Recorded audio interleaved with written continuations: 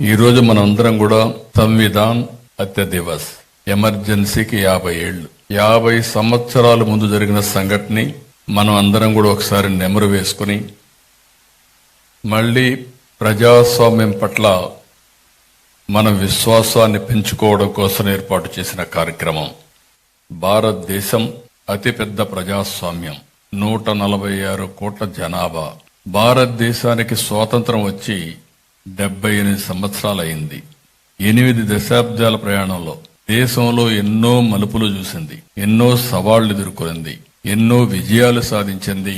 కానీ ప్రజాస్వామ్యాన్ని కాపాడుకున్న ఏకైక దేశం భారతదేశం అని చెప్పి మరొక్కసారి మీ అందరికీ విజ్ఞప్తి చేస్తున్నాం.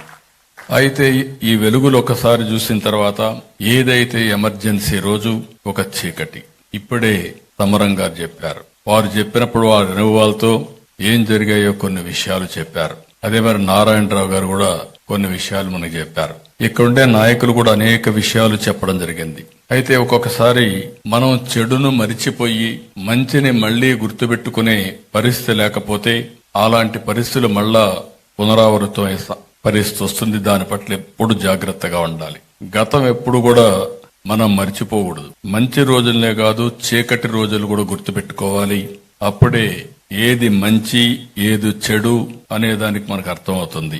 ముఖ్యంగా రాజకీయాల్లో ఉండే మాలాంటి వాళ్ళు, ప్రజా జీవితంలో ఉన్న ఎలాంటి మేమందరం కూడా ఒక బాధ్యతతో ఉండి భావితరాలకు మంచిని అందించవలసిన బాధ్యత మా అందరిపైన ఉంది.